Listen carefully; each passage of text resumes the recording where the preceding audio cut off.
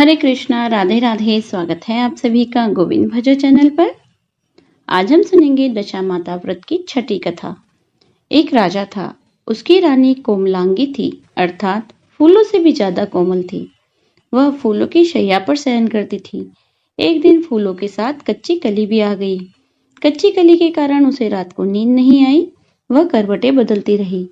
राजा ने पूछा, प्रिय, आज क्या बात है जो तुम्हें नींद नहीं आ रही? रानी ने बताया कि आज फूलों में कच्ची कली आ गई है, वह मेरे शरीर में चुभ रही है, इसी कारण मुझे नींद नहीं आ रही। राजा के शयन कक्ष में एक दीपक जल रहा था, जिसे ज्योति स्वरूप कहते हैं। ज्योति स्वरूप रानी की बात सुनकर हंसा। राजा ने हाथ जोड़कर उससे हंसने का कारण पूछा। ज्योति स्वरूप ने बताया कि अभी तो रानी को कच्ची कली के कारण इतनी तकलीफ हो रही है। कल सवेरा होने पर जब रानी को सिर का बोझ ढोना पड़ेगा तो इनकी क्या गत बनेगी? राजा ने पूछा कि क्या मेरे जीवित रहते ऐसा संभव है? तब ज्योति स्वरूप ने उत्तर दिया, हाँ, संभव है, तुम्हारे जीते जी संभव है। ज्योति स्वरूप की बात सुनकर राजा ने मन में सोचा कि देववाणी कभी असत्य नहीं होती, होनी को कौन टाल सकता है।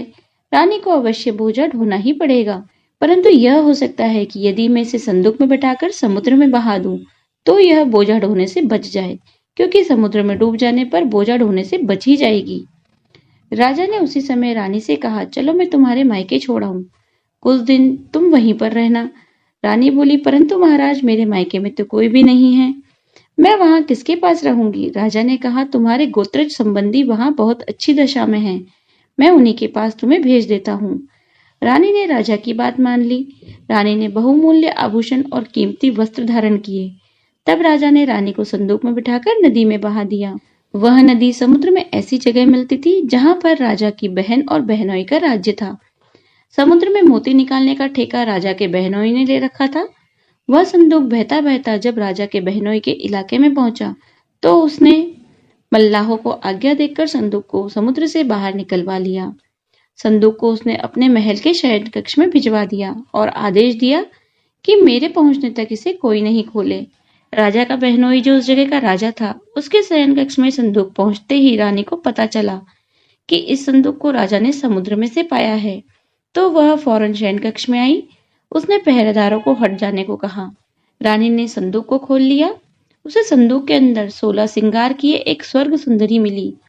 रानी ने अपने मन में सोचा कि यदि राजा इसको इस दशा में देखेंगे तो इसके ही हो जाएंगे और मुझे छोड़ देंगे। इसलिए उसने उस रानी के सब जेवर कपड़े उतारकर उसे फटे पुराने कपड़े पहना दिए और संदूक में बंद कर दिया। राजा जब बाहर से महल में आए तो उसने रानी को अपने शयन कक्ष में बुलाया और रानी से पूछा कि क्या तुमने देखा है कि इस संदूक में क्या है? रानी ने उत्तर दिया कि मैंने कुछ नहीं देखा, मुझे नहीं पता कि इस संदूक में क्या है। राजा ने रानी के सामने संदूक खुलवाया तो उसे संदूक के अंदर फटे पुराने कपड़ों में एक स्त्री दिखाई दी, जो भिखारिन सी लग रही थी।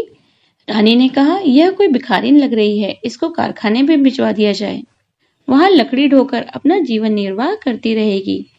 राजा ने रानी के कहे अनुसार उसे कारखाने में भिजवा दिया। एक दिन रानी की सहेलियां नदी में स्नान करके दशामाता का डोरा ले रही थी। उनके पास एक डोरा बच गया। वे सोच रही थी कि इस डोरे को किसे दिया जाए। उसी समय लकड़ी ढोने वाली रानी वहां आ गई। उन्होंने उसे रोककर पूछा, बहन, हमारे साथ दशामाता का डोरा ले लो। रानी ने कहा कि मुझे डोरा लेने में कोई हर्ज नहीं है, परंतु मेरे पास तो खाने भर को भी नहीं है, मैं इस डोरे की पूजा कैसे करूंगी? वे बोली कि तुम इस बात की चिंता मत करो, हम रोज इस जगह पर स्नान करने आया करेंगी। 9 दिन तक हम यहाँ कथा कहेंगी और तुम भी रोज आकर कथा में शामिल हो जाया करना। 10वें दिन पूजा होगी, तब दशामाता चाहेगी तो तुम्हारी दशा बदल जाएगी। रानी ने दशामाता का ध्यान कर डोरा ले लिया।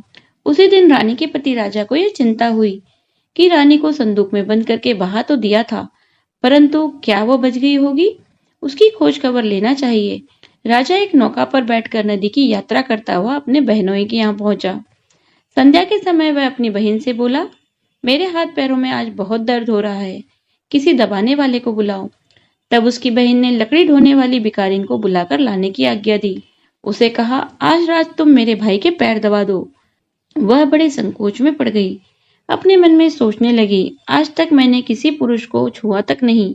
रानी अपने भाई के पैर दबाने के लिए उस पर जोर डाल रही थी, इसलिए लाचार होकर उसने हाँ कर दी। राजा के पैर दबाते दबाते रानी को उसके पाँव में पद्म दिखाई पड़ा। रानी चुपचाप रोने लगी। उसके आंसू राजा के पैरों पर टपक पड़े। राजा ने उससे पूछा, तुम क्यों रो रही हो? अपना भेद मुझे बताओ। मेरे द्वारा तुम्हें कोई हानि नहीं होगी। रानी बोली कि जैसा पद्म आपके पैर में है वैसा ही पद्म मेरे पति के पैर में भी था। पहले के दिनों की याद आ जाने पर मुझे रोना आ गया। राजा ने उसे पहचान लिया और बोला, राजा बोला, अब मैं समझ गया, तुम्हें मेरे पैर दबाने की जरूरत नहीं है। तुम्हारे भाग्य में जो लिखा था वह तुम्हें भोगना ही पड़ा। मैंने उसे टालने के लिए जो उपाय किया था उसका नतीजा भी उल्टा ही निकला। तुम्हें मेरे जीते जी लकड़ियां ढोनी पड़ी। सवेरा हुआ परंतु अतिथि राजा सोकर नहीं उठा और ना ही पैर दबाने वाली दासी ही कमरे से बाहर निकली। राजा की बहन को चिंता होने लगी। थोड़ी देर के बाद दासी कमरे से बाहर निकली और कारखाने में काम करने चली गई। रानी ने कमरे में जाकर अपने भाई को जगाया। उसका भाई बोला, मेरी तबीयत ठीक नहीं है, मेरा सिर दर्द हो रहा है, मैं अभी आराम करना चाहता हूँ, मेरा मन भी बहुत व्याकुल हो रहा है। रानी ने पूछा, आखिर बात क्या है, कुछ तो बताओ। राजा ने कहा, बड़ी शर्म की बात है, मैंने तुम्हारी भाभी को जानबूझकर संदूक में बैठाकर तुम्हारे पास इसलिए भेजा था कि इसे यहाँ आराम से रखा जाएगा, परंतु उसे तो यहाँ लकड़ियां ढोनी पड़ रही है। उसके तुमने सारे गहने और कपड़े उतारकर उसे रास्ते की भिखारिन बना दिया। उसकी बहन बोली, मैंने उसे पहचाना नहीं। उसने दासियों को भेजकर उसे चुपचाप अपने पास बुला लिया। उसके आने पर बहन ने अपनी भाभी से माफी मांगी और उसके पैर पकड़ लिए। कुछ दिनों तक राजा अपने बहन बहनों के रहकर रानी को साथ लेकर राजधानी लौट आया। रानी ने अपने महल में पहुंचकर सुहागिनों को न्योता भेजा। बड़े धूमधाम से दशा माता के डोरे की पूजा की गई। नगर में ढिंडोरा पिटवाया गया कि आज से अमीर गरीब सब दशा माता का डोरा लिया करे और श्रद्धा पूर्वक पूजा किया करे।